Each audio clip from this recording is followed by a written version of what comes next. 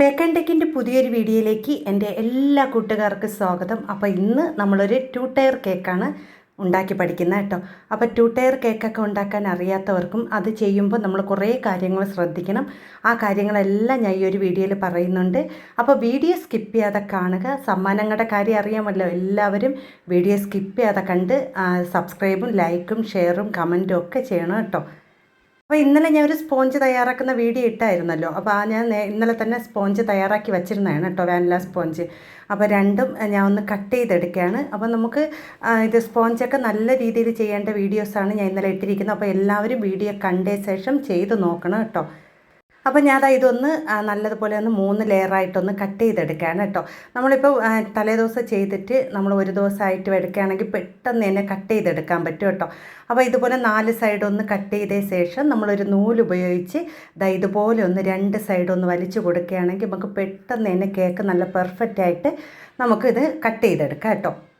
അപ്പോൾ നിങ്ങൾ നൂലുപയോഗിച്ച് ഇതുപോലെ ഒന്ന് കട്ട് ചെയ്തെടുത്താൽ മതി കേട്ടോ. നിങ്ങൾക്ക് എത്ര അറിയാത്തവർക്കും ഇതുപോലെ ചെയ്യുകയാണെങ്കിൽ നമുക്ക് എളുപ്പത്തിൽ ചെയ്തെടുക്കാൻ പറ്റും. ഇനി നമുക്ക് ഐസിങ് ചെയ്യാം. ഇത് 1.5 കിലോ വെയിറ്റ് വരുന്ന കേക്കാണ് കേട്ടോ.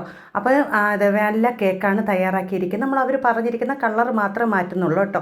പിന്നെ കേക്ക് ചെയ്യുമ്പോൾ ഇത് താഴത്തെ ലെയറിൽ 1 കിലോ ബേസ് ഇതാണ് ചെയ്യുന്ന കേക്കും, മുകളിൽ 1/2 കിലോയാണ് കേട്ടോ. അപ്പം നമ്മൾ കേക്ക് ചെയ്യുമ്പോൾ പ്രത്യേകം ശ്രദ്ധിക്കണം. ഇത്തിരി വലിയ ബോർഡ് നോക്കി എടുക്കാം കേട്ടോ. ഇത് 2 കിലോ ബോർഡാണ് ഞാൻ 1.5 കിലോ കേക്ക് ചെയ്യാൻ വേണ്ടി എടുത്തിരിക്കുന്നത്.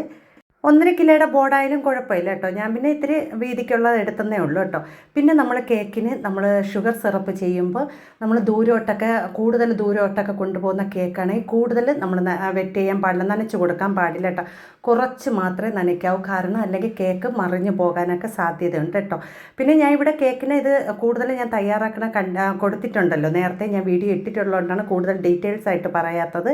അപ്പം നിങ്ങൾ എപ്പോഴും ശ്രദ്ധിക്കേണ്ട 2 ടയർ കേക്ക് ചെയ്യുമ്പോൾ നമ്മൾ കൂടുതൽ ദൂരോട്ടൊക്കെ, അടുത്തൊക്കെ ആണെങ്കിൽ കുഴപ്പമില്ല, ദൂരോട്ടൊക്കെ കൊണ്ടുപോകണമെങ്കിൽ കൂടുതൽ നമ്മൾ അതിൽ ഷുഗർ സിറപ്പ് നനച്ച് കൊടുക്കരുത് കേട്ടോ.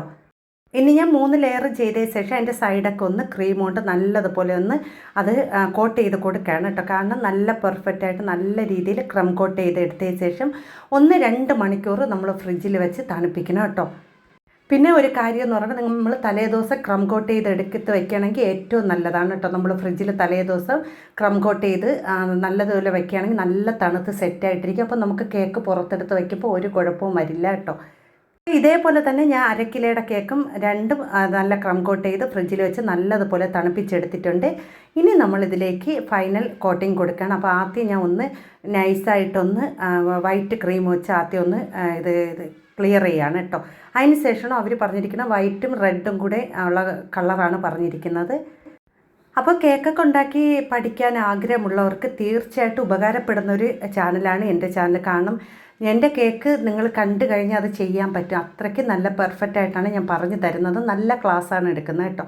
അപ്പം നിങ്ങൾക്ക് പൈസ കൊടുത്ത് വെളിയിൽ പോയി പഠിക്കാതെ ഇത് കണ്ട് പഠിച്ചാലും നമുക്ക് നീറ്റായിട്ട് നമുക്ക് കേക്ക് ചെയ്തെടുക്കാൻ പറ്റും കേട്ടോ.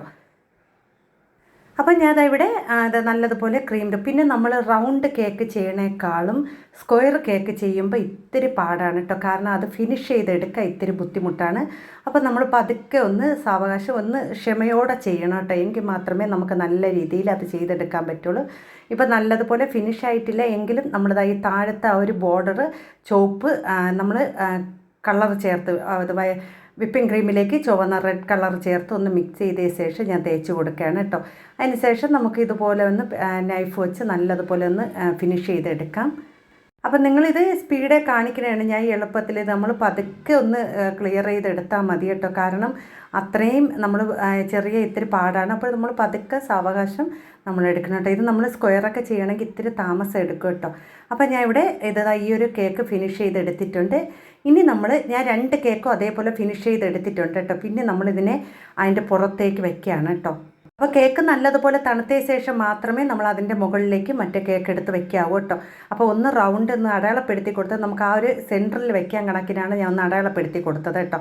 അപ്പോൾ നമ്മളൊന്ന് ഇത് കേക്കിൻ്റെ ടിന്ന് വെച്ച് ഒന്ന് പതുക്കെ ഒന്ന് അടയാളപ്പെടുത്തിയ ശേഷം നമ്മൾ ആ ഒരു കേക്ക് എടുത്ത് അടിയിൽ നമ്മൾ ആ ഒരു നൈഫ് വെച്ച ശേഷം പുറത്തൊരു ടോപ്പിക്ക് ഇത്തിരി കനമുള്ള ഒരു നമ്മൾ ഇത് കമ്പില്ലേ അതൊന്ന് കുത്തി നമ്മളിതിൽ എടുത്ത് വെച്ചാൽ മതി കേട്ടോ.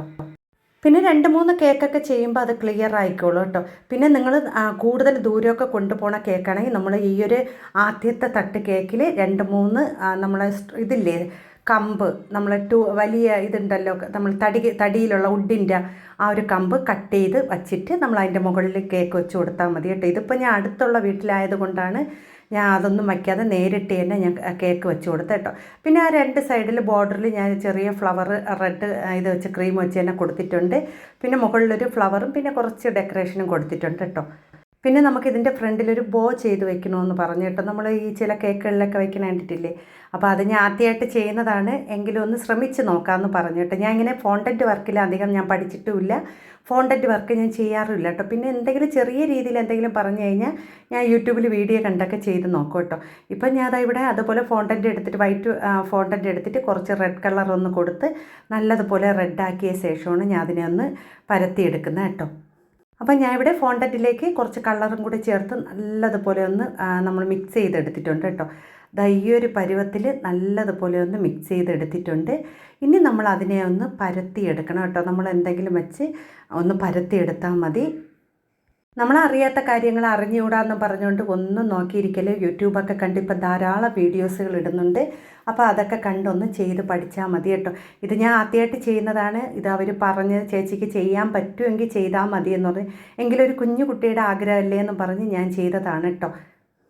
അപ്പോൾ ഫോണ്ടൻറ്റ് വർക്കൊക്കെ ചെയ്യുമ്പോൾ ഇരട്ടി പൈസ വാങ്ങിക്കും കേട്ടോ. അപ്പോൾ ഞാൻ അതുകൊണ്ട് ഫോണ്ടൻറ്റ് വർക്ക് എടുക്കാമല്ലോ. നമ്മൾ സാധാരണ കേക്കുകൾ വാങ്ങിക്കുന്ന ആൾക്കാരാണ് കേട്ടോ എൻ്റെ നിന്ന് കൂടുതലും വാങ്ങിക്കുന്നത്.